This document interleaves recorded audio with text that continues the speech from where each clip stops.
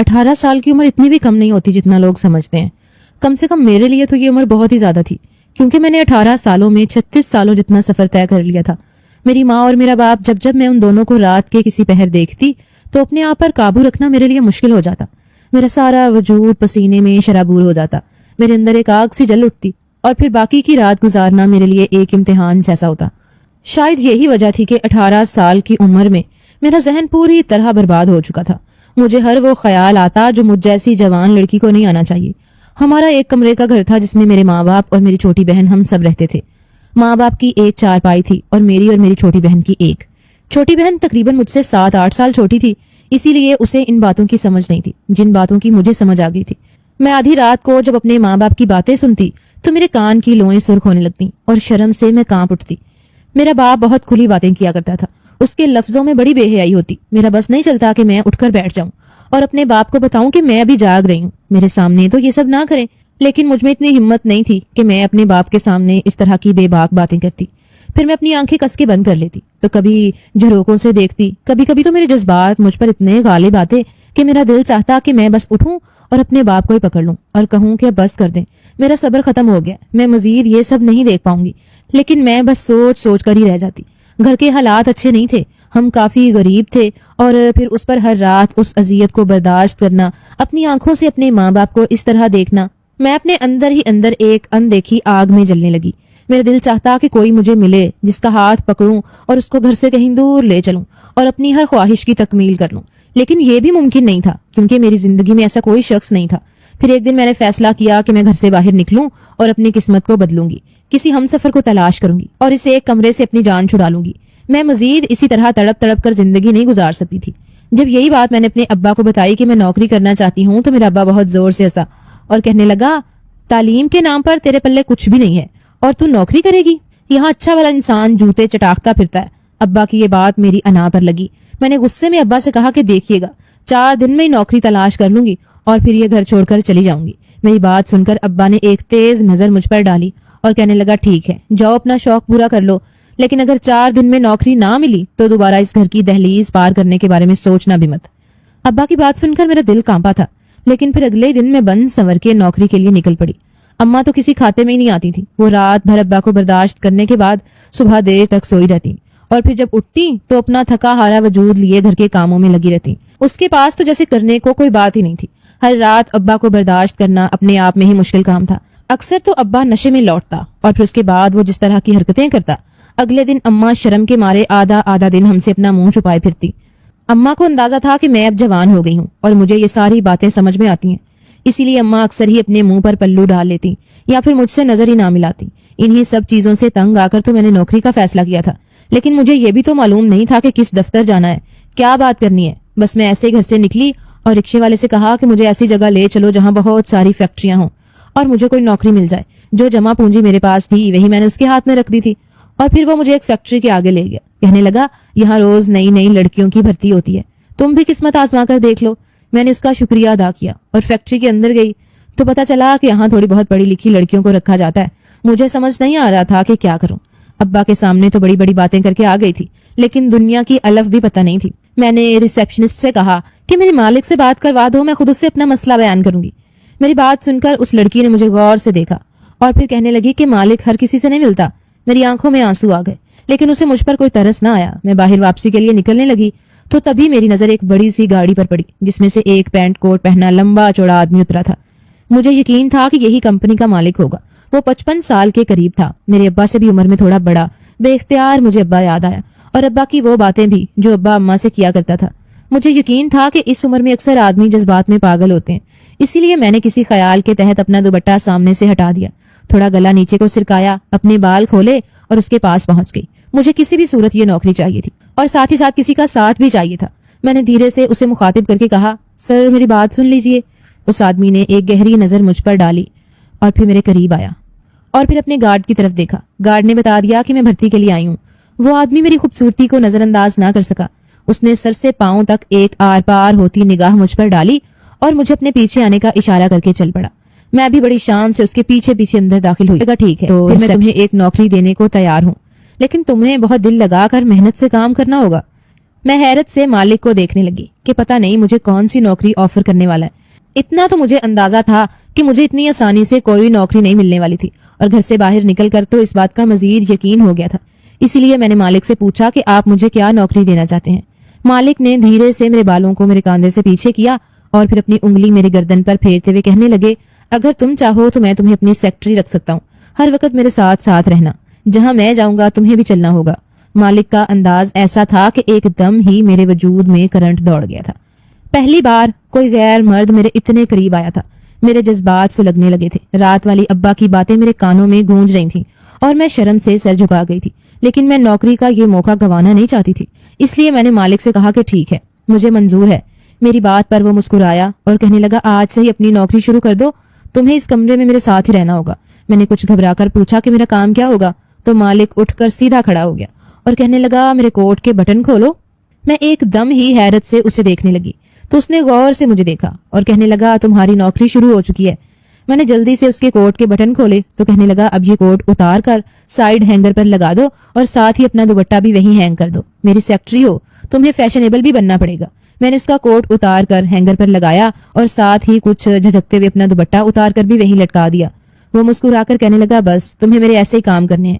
اس عجیب سی نوکری پر مجھے حیرت ہوئی تھی اور خوشی بھی ہوئی تھی، کیونکہ یہ کوئی مشکل کام نہیں تھا اور اس نے مجھے اچھی خاصی تنخواہ کی آفر کی تھی۔ اسی لیے میں اسی کے کمرے میں بیٹھ گئی۔ کچھ دیر وہ دفتر کے کام کاج کرتا رہا اور پھر کھڑا ہو گیا۔ کہنے لگا، میرا آج کا کام ختم ہو گیا، میں واپس جا رہا ہوں، تم بھی واپس چلی جاؤ، اب کل صبح آنا۔ میں نے گھڑی پر نظر ڈالی تو دوپہر کے 1 بجے تھے۔ اتنی جلدی میری چھٹی ہو رہی تھی، میں تو بڑی خوشی خوشی کھڑی ہوئی، اپنا حلیہ سدھارا اور سیدھی گھر کو پہنچ گئی۔ ابا کو نوکری کی خبر سنائی تو ابا کو یقین ہی نہیں آیا۔ کہنے لگے، تم جھوٹ بول رہی ہو۔ مگر جب میں نے ابا کو بتایا کہ فلاں فیکٹری میں نوکری کرنے لگی ہوں تو ابا نے جیسے تیسے یقین کر لیا۔ پھر کہنے لگے کہ تو جو بھی کمائے گی میرے ہاتھ میں رکھ دینا۔ ابا کی بات سن کر مجھے شدید غصہ آیا، لیکن میں نے فی الحال کچھ بھی نہیں کہا، کیونکہ میرے دماغ میں یہ بات سما گئی تھی کہ مجھے اس نوکری سے اپنی قسمت بدلنی ہے۔ میری نوکری کا یقین آنے کے بعد ابا بڑا ہی خوش ہو گیا تھا۔ پھر وہ خود ہی شام کو مٹھائی بھی لایا تھا اور پھر اپنے دوستوں میں چلا گیا۔ جب وہ لوٹا تو نشے میں تھا اور میں اچھی طرح جانتی تھی کہ اب ساری رات کیا ہوگا، اسی لیے جلدی سے چارپائی پر لیٹ کر میں نے اپنے اوپر چادر ڈال لی تھی۔ کچھ ہی دیر گزری تھی کہ ابا نے اماں کو کس کر پکڑ لیا تھا اور پھر وہی باتیں کرنی شروع کر دی۔ ابا پورے نشے میں تھا اور وہ نشے کی حالت میں ہی اماں کے ساتھ زیادتی کر رہا تھا۔ میں نے اپنی آنکھیں کس کے بند کر لی تھی، جبکہ اماں کی ہلکی ہلکی آوازیں میرے کانوں میں پڑ رہی تھیں۔ اماں ہمیشہ کی طرح ابا سے پناہ مانگ رہی تھی، لیکن نشے میں دھت ابا کو اماں کا خیال کب آتا تھا؟ ساری رات ایسے ہی اذیت میں گزر گئی تھی۔ اور پھر جب اگلے دن میں فیکٹری پہنچی تو کچھ ہی دیر بعد مالک بھی آ گیا۔ وہ بہت ہی اجرت میں تھا۔ کہنے لگا، آج ہمیں شہر سے باہر کی طرف جانا ہے، وہاں ہماری نئی فیکٹری تعمیر ہو رہی ہے، تمہیں بھی ساتھ چلنا ہوگا۔ مالک کی بات سن کر میں گھبرا گئی۔